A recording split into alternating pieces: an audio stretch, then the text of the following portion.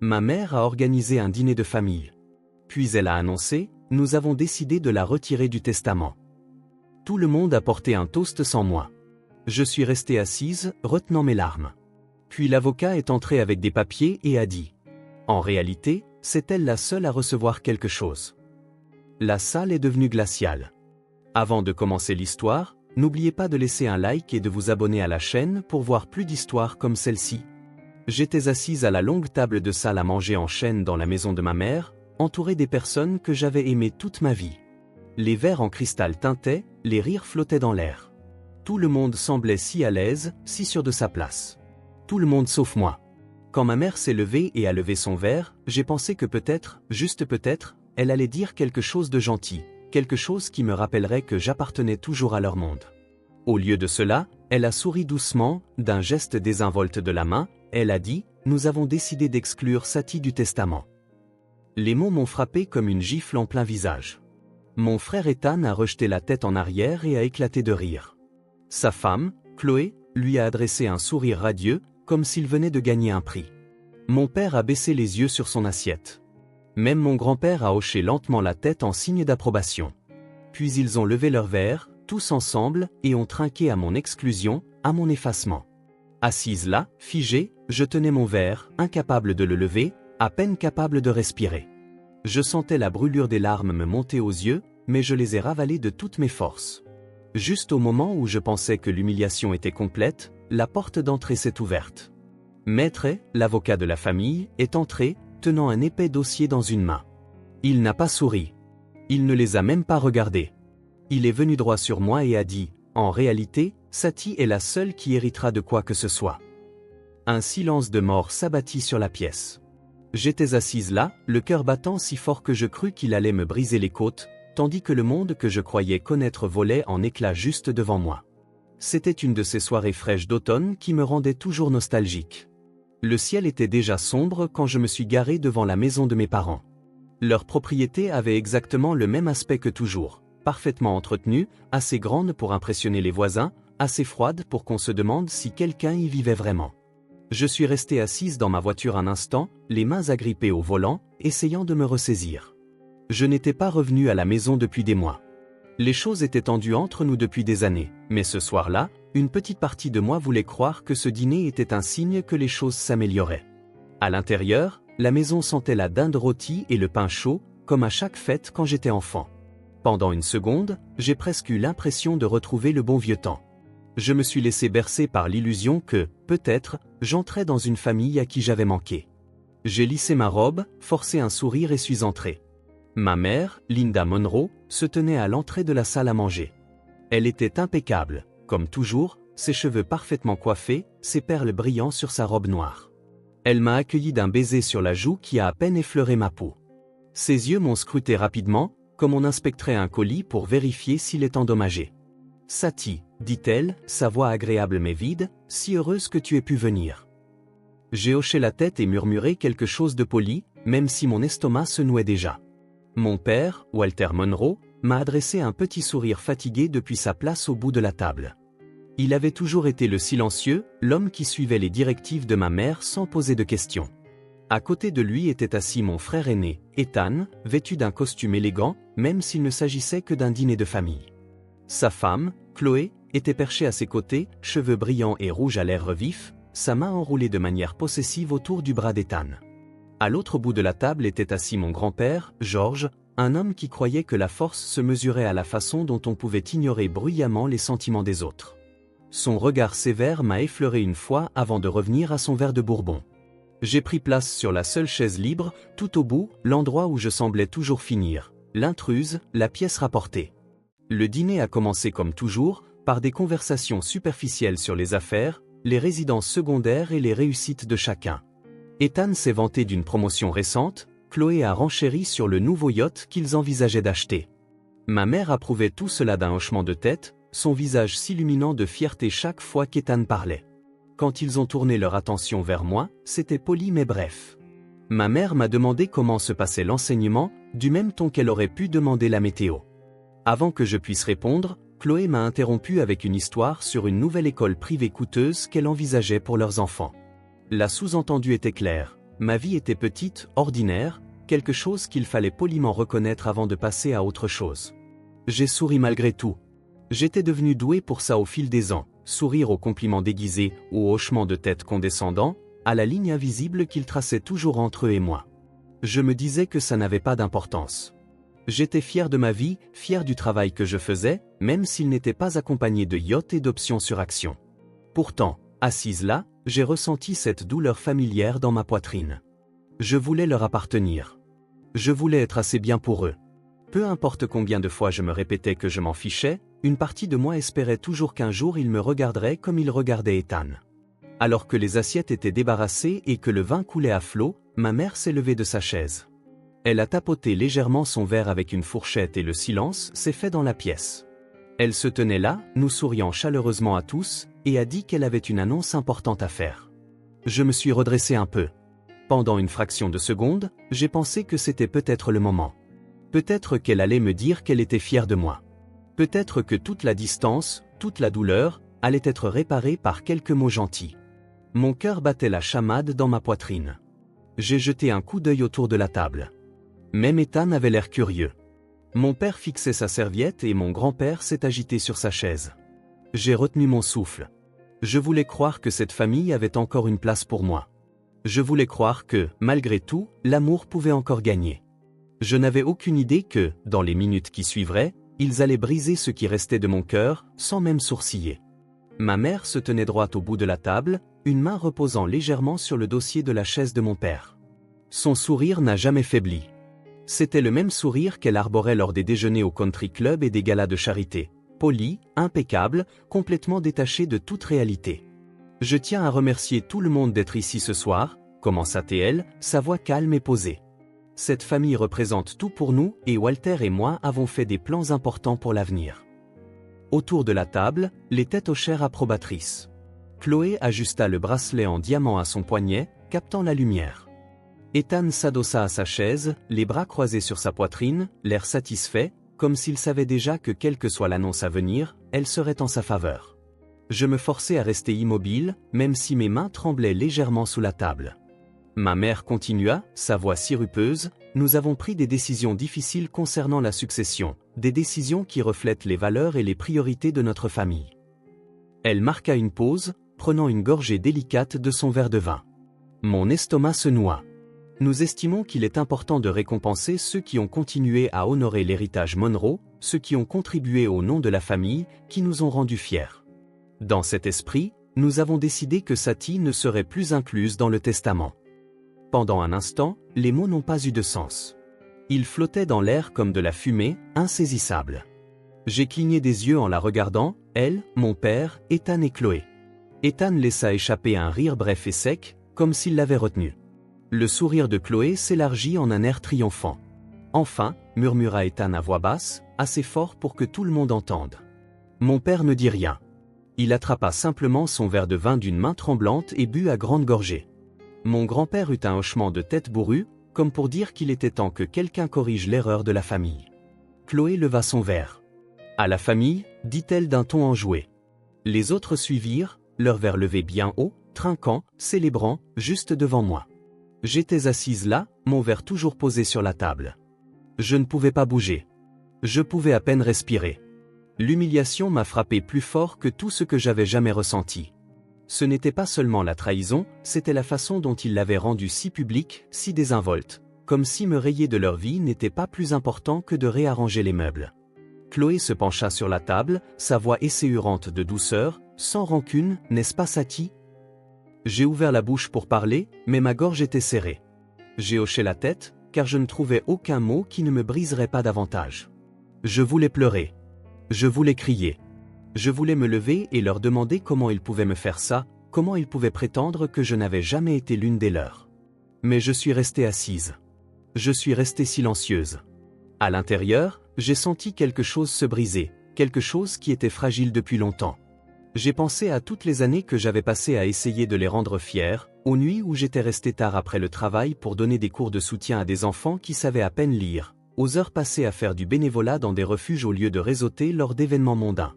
Rien de tout cela n'avait jamais été suffisant. Pour eux, le succès signifiait le pouvoir, l'argent et la réputation. J'avais choisi une vie différente, plus modeste à leurs yeux, et pour cela, j'étais jetable. Les conversations reprirent autour de moi, décontractées et légères, comme si je n'étais plus là. Ils parlaient de projets de vacances, d'expansion commerciale, de choses dont je ne ferais jamais partie. J'étais assise au bout de la table, une étrangère regardant de l'extérieur, essayant d'être invisible pour que ça fasse moins mal. Mais la douleur m'a trouvé quand même. Alors que je fixais mon assiette, poussant la nourriture sans en sentir le goût, j'ai senti un changement profond en moi, une minuscule braise de colère. Pas le genre sauvage et destructeur, mais le genre lent et constant qui alimente la survie. S'ils pensaient pouvoir me briser, ils avaient tort. J'ai dégluti difficilement, essuyé mes paumes sur ma serviette et relevé le menton. Je ne m'en dirai pas. Je ne pleurerai pas devant eux. S'ils voulaient que je disparaisse de leur monde, je le quitterais la tête haute. Je pensais que le pire était passé. Je pensais que le rejet était complet. Mais le destin était sur le point de livrer une surprise qu'aucun d'eux ne verrait venir. La conversation bourdonnait autour de moi comme un essaim d'abeilles, mais je n'entendais rien. J'étais assise là, dans un silence stupéfait, me sentant rapetissée à chaque seconde. Mais quelque part sous le choc, quelque chose en moi s'est endurci. J'avais passé la majeure partie de ma vie à rechercher leur approbation, à me mesurer à des normes avec lesquelles je n'étais jamais d'accord, à essayer d'être quelqu'un qu'ils pourraient respecter. Ce soir avait rendu brutalement clair qu'il n'y avait rien que je puisse faire pour changer la façon dont ils me voyaient. Rien de ce que je ferais ne serait jamais suffisant pour eux. J'ai posé mes mains soigneusement sur mes genoux pour cacher le léger tremblement. Je me suis concentré sur ma respiration, régulière et profonde, comme je le faisais quand je devais présenter des leçons à une classe difficile. Je ne leur donnerais pas la satisfaction de me voir m'effondrer. Alors que le dîner s'éternisait, j'ai fait abstraction de la conversation sur les résidences secondaires et les investissements d'entreprise. Leur monde serrait les rangs, m'excluant comme si je n'en avais jamais fait partie. Très bien. S'ils voulaient m'effacer, je m'assurais de partir avec ma dignité intacte. J'ai regardé autour de la table une dernière fois, voyant chaque visage sous la lumière crue et impitoyable de la vérité. Ma mère, avec son masque parfait de grâce et de cruauté. Mon père, silencieux et complice. Mon frère, jubilant comme si ma douleur était sa victoire. Chloé, perchée à ses côtés, sirotant son vin avec un triomphe délicat. Mon grand-père, grisonnant et indifférent aux dégâts qu'il avait contribué à causer. Je méritais mieux que ça. Je ne m'en dirais pas des miettes à des gens qui m'avaient montré si peu d'attention. Je ne resterai pas petite pour correspondre à leur idée de qui je devais être. Je me suis redressée sur ma chaise, j'ai plié soigneusement ma serviette et l'ai posée sur la table. Je voulais me lever et partir, sortir dans la nuit sans un mot. Mais quelque chose m'a arrêté. Une lueur d'orgueil tenace, peut-être. Une voix intérieure qui disait « Attends ». Un coup sec retentit à la porte d'entrée. Toutes les têtes à table se tournèrent. Pendant un moment, personne ne bougea. Ma mère fronça les sourcils, clairement agacée par l'interruption. Mon père posa sa fourchette avec un léger cliquetis. Le majordome, un homme qui faisait partie de la maisonnée depuis plus longtemps que je n'étais en vie, sortit de la pièce en traînant les pieds pour répondre. La conversation reprit, maladroite et tendue, mais elle faiblit dès que Maître Carson entra dans la salle à manger. Maître était l'avocat de notre famille, un homme toujours vêtu de costume sur mesure et qui se déplaçait avec l'assurance froide de quelqu'un qui connaissait trop de secrets. Ce soir-là, il tenait un épais dossier en cuir sous un bras, son expression sérieuse. Le sourire de ma mère se crispa. « Carson, nous ne vous attendions pas, » dit-elle, sa voix dérapant légèrement. Maître lui adressa un bref hochement de tête. « Mes excuses pour la surprise, Linda. On m'a demandé de livrer quelque chose ce soir. » Il se tourna et me regarda directement. Son regard était stable, respectueux. Je me suis agrippé au bord de la table. Quelque chose se passait. Je pouvais le sentir, lourd dans l'air, comme les secondes avant qu'un orage n'éclate. Maître s'avança pour se tenir à côté de ma chaise. Il posa le dossier sur la table et l'ouvrit, révélant une pile de documents avec des sceaux officiels. Mon cabinet a reçu des instructions d'Eleanor Monroe avant son décès, dit-il, sa voix claire et forte. Elle a demandé que sa succession personnelle, distincte de la fiducie familiale, soit transférée à son unique bénéficiaire après sa mort. Il marqua une pause, et la pièce retint son souffle.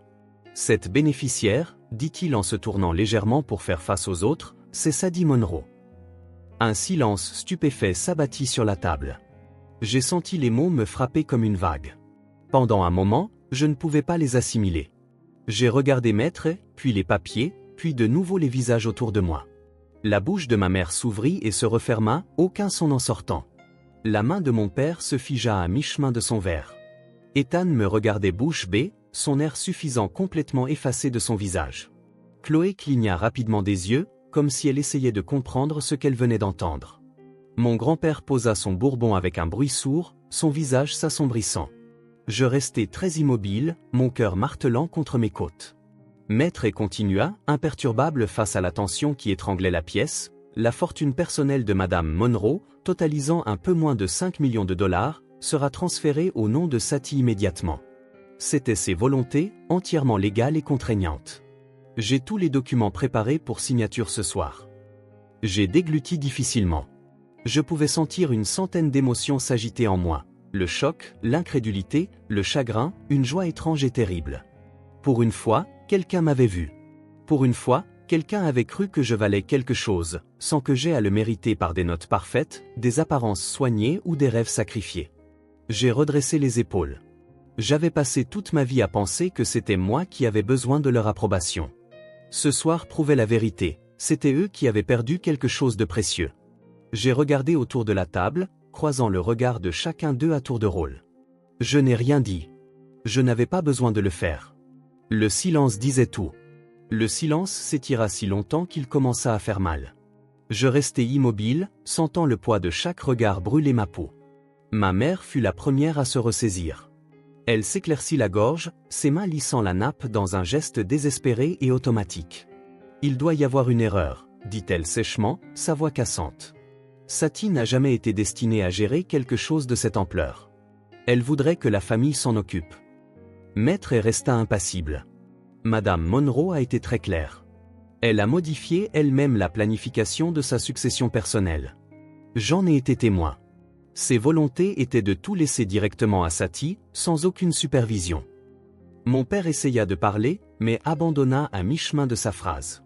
Sa main trembla légèrement alors qu'il attrapait à nouveau son verre, le renversant. Du vin rouge se répandit sur la nappe blanche comme une blessure qui s'étend. Ethan bondit sur ses pieds, sa chaise raclant bruyamment le sol. Son visage était rouge d'une nuance dangereuse. « C'est ridicule », lança-t-il, fusillant Maître du regard. Grand-mère ne nous aurait jamais exclus. Elle nous aimait tous.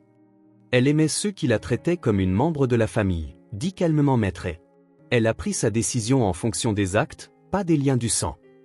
Ethan tourna ensuite sa colère vers moi, ses yeux se plissant avec une fureur qui faillit me faire reculer. « Qu'as-tu fait, Sadie?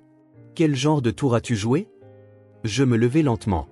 Mon cœur battait la chamade, mais ma voix était stable quand j'ai répondu « Je l'aimais ». J'écoutais ses histoires. Je lui rendais visite quand personne d'autre ne prenait la peine. C'est tout ce que j'ai jamais fait. Ethan semblait vouloir en dire plus, mais Chloé attrapa son bras, lui chuchotant quelque chose d'urgent à l'oreille. Elle avait l'air de quelqu'un qui savait que la bataille était déjà perdue. Mon grand-père restait assis en silence, fixant son verre de bourbon vide. Il avait bâti toute sa vie sur la fierté et la loyauté envers le nom de famille. En le voyant maintenant, petit et défait, j'ai ressenti une pointe de tristesse qui m'a surprise. Ma mère était toujours assise, rigide, au bout de la table, son visage figé dans un masque froid et furieux. Maître poussa le dossier vers moi. « Si vous êtes prête, Satie, vous pouvez signer les documents. Je peux les déposer ce soir. » J'ai regardé les papiers. Le jargon juridique remplissait les pages, mais le sens était clair. Pour une fois, j'avais été choisi. Pas pour ce que je pouvais donner, pas pour ma capacité à m'intégrer dans leur petit monde parfait, mais simplement pour qui j'étais. J'ai pris le stylo d'une main ferme. J'ai signé mon nom au bas de la page, chaque trait d'encre semblant plus lourd, plus définitif que le précédent. Quand j'ai terminé, Maître a hoché la tête d'un air approbateur et a commencé à ranger ses affaires. La table resta dans un silence de mort. J'ai pris une profonde inspiration et leur ai fait face à tous une dernière fois. « Vous avez clairement montré ce soir ce que vous pensez de moi, » dis-je, ma voix calme et inébranlable. « Vous avez trinqué à mon exclusion sans hésiter. Vous avez célébré mon absence comme si c'était une sorte de prix. Mais la vérité, c'est que je n'ai jamais été le problème. J'ai juste arrêté de prétendre que votre approbation valait la peine d'être recherchée. » J'ai marqué une pause, laissant les mots s'installer. J'espère que vous apprécierez tout ce que vous vous êtes battu si durement pour garder. J'espère que cela vous apportera le bonheur que vous n'avez jamais semblé pouvoir trouver. Ma mère ouvrit la bouche, mais je levai une main. Non. Vous en avez déjà assez dit. Sans attendre de réponse, je me suis retourné et j'ai quitté la salle à manger. Chaque pas semblait plus léger que le précédent. Je n'ai pas regardé en arrière. Je suis sorti dans l'air frais de la nuit. Les étoiles s'étendaient, larges et brillantes au-dessus de ma tête, et pour la première fois depuis longtemps, j'ai ressenti quelque chose comme la paix. La porte claqua derrière moi, étouffant le chaos qui devait éclater à l'intérieur.